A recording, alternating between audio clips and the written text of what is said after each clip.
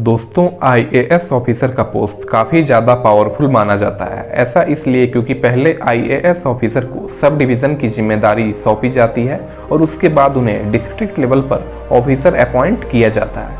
उसके कुछ सालों बाद आईएएस ऑफिसर को स्टेट लेवल की कमान संभालनी होती है और सबसे अंत में उन्हें पूरे देश की जिम्मेदारी सौंपी जाती है। शायद यही वजह है कि आईएएस ऑफिसर का पद कई युवाओं को काफ़ी ज़्यादा आकर्षक लगता है। इसके अलावा आईएएस ऑफिसर की सैलरी भी काफ़ी बेहतरीन होती है। तो दोस्तों, आज की इस वीडियो में हम जानेंगे कि आईएएस ऑफिसर को हर महीने कितनी सैलरी मिलती है। इसके साथ ही आईएएस ऑफिसर को कितने सालों पर किन किन अलग रैंक्स में प्रमोशन मिलता है और उस दौरान उनकी सैलरी कितनी होती है, यह भी जानेंगे। तो दोस्तों, इस वीडियो के साथ अंत तक बने रहिए। चलिए दोस्तों, वीडियो शुरू करते हैं। दोस्तों, आईएएस ऑफिसर बनने के लिए UPSC civil service exam qualify करना जरूरी होता है। एग्जाम पास करने के बाद आईएएस के रूप में चयनित सभी उम्मीदवारों की ट्रेनिंग लबासना मसूरी में होती है। 2 साल की ट्रेनिंग पूरी करने के बाद आईएएस ऑफिसर को जो पहली पोस्ट मिलती है वह असिस्टेंट कलेक्टर या एसडीएम की पोस्ट मिलती है। कई राज्यों में एसडीएम को एसडीओ भी कहते हैं। एसडीएम के रूप में आईएएस ऑफिसर को 56,100 रुपीज़ की बेसिक पे मिलती है। इसके साथ ही डियरनेस अलाउंस भी मिलता है जो कि 19,100 रुपीज़ का होता है। हालांकि आईएएस ऑफिसर को हाउस रेंट अलाउंस और ट्रांसपोर्ट अलाउंस नहीं मिलता है क्योंकि उन्हें सरकारी आवास और सरकारी गाड़ी मिली हुई होती है। तो इस तरह से एसडीएम की सैलरी की बात करें तो उन्हें 75,200 रुपीज़ मिलते हैं। हालांकि इस सैलरी में से एनपीएस के लिए 10% डिडक्शन होता है। तो इस तरह से एसडीएम की इन हैंड सैलरी होती है 67,680 रुपीज़। एसडीएम के रूप में 2 साल की सर्विस पूरी करने के बाद आईएएस ऑफिसर का एडीएम यानी एडिशनल डिस्ट्रिक्ट मजिस्ट्रेट या एडिशनल कलेक्टर या फिर डीडीसी यानी डिप्यूटी डेवलपमेंट कमिश्नर के रूप में प्रमोशन हो जाता है। कई राज्यों में एडीएम को एडीसी भी कहा जाता है। एडीएम के रूप में आईएएस ऑफिसर को 67,700 रुपीज़ का बेसिक पे मिलता है। इसके अलावा 23,000 रुपीज़ का डियरनेस अलाउंस भी मिलता है। अगर एडीएम की टोटल इन हैंड सैलरी की बात करें पूरी डिडक्शन के बाद तो उन्हें हर महीने 81,630 रुपीज़ मिलती है। एडीएम लेवल 11 का पोस्ट होता है। 2 साल तक एडीएम के रूप में कार्य करने के बाद आईएएस ऑफिसर का प्रमोशन डीएम यानी डिस्ट्रिक्ट मजिस्ट्रेट के रूप में हो जाता है। हालांकि पहले आईएएस ऑफिसर को छोटे डिस्ट्रिक्ट का डीएम बनाया जाता है।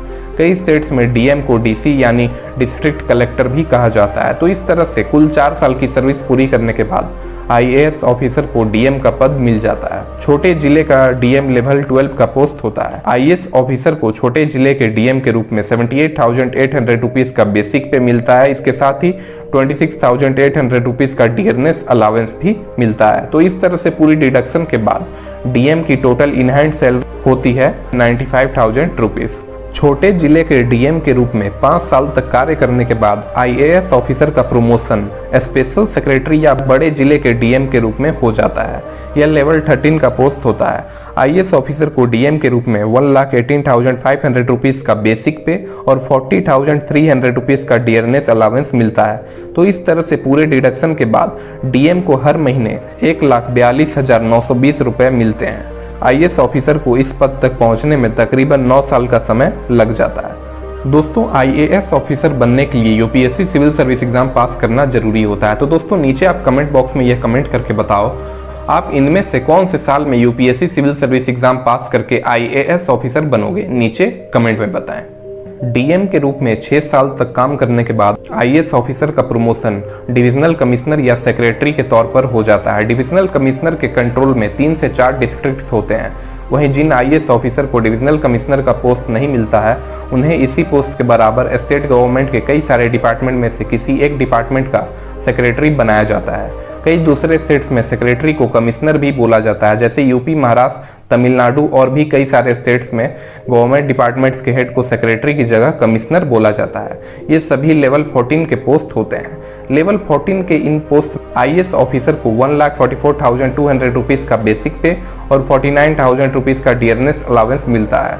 इस तरह से 10% एनपीएस रिडक्शन के बाद आईएएस ऑफिसर की टोटल इन हैंड सैलरी होती है 1,73,880 रुपीज़। और दोस्तों, अगर आप स्टेट पीसीएस या यूपीएससी सिविल सर्विस एग्जाम की तैयारी कर रहे हैं तो आप दिशा पब्लिकेशन का 28 year UPSC CSE IAS prelims का बुक परचेस कर सकते हैं। इस बुक में पिछले 28 साल के यूपीएससी आईएएस प्रीलिम्स के क्वेश्चंस मिलेंगे और साथ में इसका टॉपिक वाइज डिटेल्ड सॉल्यूशन भी दिया गया है। ये बुक 4 पार्ट्स में बटा हुआ है। पहले पार्ट में आपको यूपीएससी की स्ट्रेटजी और प्लानिंग रिसोर्सेज के बारे में जानकारी दी गई है। इस बुक के दूसरे पार्ट में आपको प्रीलिम्स पेपर 1 के टॉपिक्स मिलेंगे और इन सभी टॉपिक्स से रिलेटेड क्वेश्चंस का डिटेल्ड सॉल्यूशन भी दिया गया है। तीसरे पार्ट में आपको प्रीलिम्स पेपर 2 यानी सीसेट के टॉपिक्स मिलेंगे और इसमें भी सभी टॉपिक्स से रिलेटेड क्वेश्चंस का एररलेस डिटेल्ड सॉल्यूशन दिया गया है। इस बुक के 4th पार्ट में आपको आईएएस मेंस के 2013 से 2021 तक के पूछे गए प्रीवियस ईयर्स के क्वेश्चंस मिलेंगे। ये बुक 8 यूनिट्स और 52 टॉपिक्स में बटा हुआ है। यह बुक इंग्लिश के अलावा हिंदी में भी उपलब्ध है। यूपीएससी, सीएसई और स्टेट पीसीएस की तैयारी के लिहाज से ये बेस्ट बुक्स में से एक है। तो दोस्तों, अगर आप इस बुक को अमेजोन या फ्लिपकार्ट से परचेज करना चाहते हैं तो नीचे डिस्क्रिप्शन बॉक्स में लिंक है। लिंक पर क्लिक करके आप इस बुक को अमेजोन या फ्लिपकार्ट से परचेज कर सकते हैं। अब वीडियो पर वापस आते हैं। सेक्रेटरी या डिविजनल कमिश्नर के तौर पर 8 साल तक काम करने के बाद आईएएस ऑफिसर का प्रमोशन प्रिंसिपल सेक्रेटरी के पद पर हो जाता है। इस पद तक पहुंचने में आईएएस ऑफिसर को 23 साल का लंबा समय लग जाता है। इसमें आईएएस ऑफिसर को स्टेट गवर्नमेंट के कई सारे डिपार्टमेंट में से किसी एक डिपार्टमेंट का प्रिंसिपल सेक्रेटरी अपॉइंट किया जाता है। वहीं जिन आईएएस ऑफिसर का प्रीवियस वर्क परफॉर्मेंस सबसे काफ़ी अच्छा रहा हो तो उन्हें गवर्नर या चीफ मिनिस्टर का प्रिंसिपल सेक्रेटरी भी अपॉइंट किया जा सकता है। प्रिंसिपल सेक्रेटरी के तौर पर आईएएस ऑफिसर को 1,82,200 रुपीज़ का बेसिक पे, 61,950 रुपीज़ का डियरनेस अलावेंस मिलता है। तो इस तरह से टोटल डिडक्शन के बाद प्रिंसिपल सेक्रेटरी को हर महीने 2,19,735 रुपये प्राप्त होते हैं। एक बात और दोस्तों, अगर आप इस चैनल पर नए हैं तो चैनल को सब्सक्राइब करके बेल आइकन को प्रेस कर लें ऐसी ही इंफॉर्मेटिव वीडियोस सबसे पहले देखने के लिए। प्रिंसिपल सेक्रेटरी के रूप में 5 साल तक कार्य करने के बाद आईएएस ऑफिसर का प्रमोशन एडिशनल चीफ सेक्रेटरी के पोस्ट पर हो जाता है। ये पूरे स्टेट में आईएएस ऑफिसर के रूप में दूसरा सबसे पावरफुल पोस्ट माना जाता है। कई स्टेट्स में एडिशनल चीफ सेक्रेटरी की सिर्फ एक ही पोस्ट होती है। वहीं कई ऐसे स्टेट्स भी होते हैं जहां 4 से 5 एडिशनल चीफ सेक्रेटरी की नियुक्ति होती है, जैसे कर्नाटका, तमिलनाडु और वेस्ट बंगाल। वहीं दूसरी और कई ऐसे राज्य भी होते हैं जहां एक भी एडिशनल चीफ सेक्रेटरी की नियुक्ति नहीं होती है। ये गवर्नमेंट के ऊपर निर्भर करता है कि वह इस पोस्ट पर किसी की नियुक्ति करे या नहीं। एडिशनल चीफ सेक्रेटरी को 2,05,400 रुपए का बेसिक पे और 69,800 रुपीज़ का डियरनेस अलावेंस मिलता है। टोटल डिडक्शंस के बाद एडिशनल चीफ सेक्रेटरी को हर महीने 2,47,680 रुपीज़ की सैलरी मिलती है। एडिशनल चीफ सेक्रेटरी के रूप में 3 साल तक काम करने के बाद आईएएस ऑफिसर का प्रमोशन चीफ सेक्रेटरी के पद पर हो जाता है। इस पोस्ट तक पहुंचने में आईएएस ऑफिसर को 31 साल का काफ़ी लंबा समय लग जाता है। चीफ सेक्रेटरी लेवल 17 का पोस्ट होता है। एक स्टेट में एक ही चीफ सेक्रेटरी होता है और इसे पूरे राज्य में आईएएस ऑफिसर के रूप में सबसे पावरफुल पोस्ट माना जाता है। ऐसा इसलिए क्योंकि पूरे स्टेट में जितने भी आईएएस ऑफिसर होते हैं वो चीफ सेक्रेटरी के नीचे ही काम करते हैं। चीफ सेक्रेटरी को 2,25,000 रुपये का बेसिक पे और 76,500 रुपीज़ का डियरनेस अलावेंस मिलता है। 10% एनपीएस डिडक्शन के बाद चीफ सेक्रेटरी को हर महीने 2,71,350 रुपीज़ की सैलरी मिलती है। चीफ सेक्रेटरी के रूप में 2 साल तक कार्य करने के बाद आईएएस ऑफिसर को सेंट्रल डेप्यूटेशन पर भेज दिया जाता है। यहाँ आईएएस ऑफिसर को सेंट्रल गवर्नमेंट की कई सारी मिनिस्ट्रीज में से किसी एक मिनिस्ट्री का सेक्रेटरी बनाया जाता है, जैसे power secretary of India, civil aviation secretary of India, shipping secretary, defence secretary of India और फाइनेंस सेक्रेटरी जैसे कई नेशनल लेवल के पोस्ट होते हैं।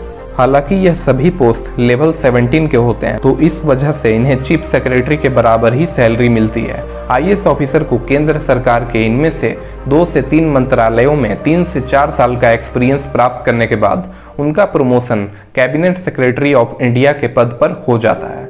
यह लेवल 18 का पोस्ट होता है। इस पोस्ट तक काफ़ी कम ही आईएएस ऑफिसर पहुंच पाते हैं। ऐसा इसलिए क्योंकि पहले तो आईएएस ऑफिसर का प्रीवियस वर्क परफॉर्मेंस काफ़ी अच्छा होना चाहिए और उनका पूरा पास्ट करियर भी बेदाग होना चाहिए। दूसरा, आप काफ़ी कम एज में आईएएस ऑफिसर बन जाएं। ऐसा इसलिए क्योंकि देखा गया है कि 27 साल की उम्र के बाद जो लोग आईएएस ऑफिसर बनते हैं वो मैक्सिमम चीफ सेक्रेटरी के पद तक ही जाकर रिटायर हो जाते हैं।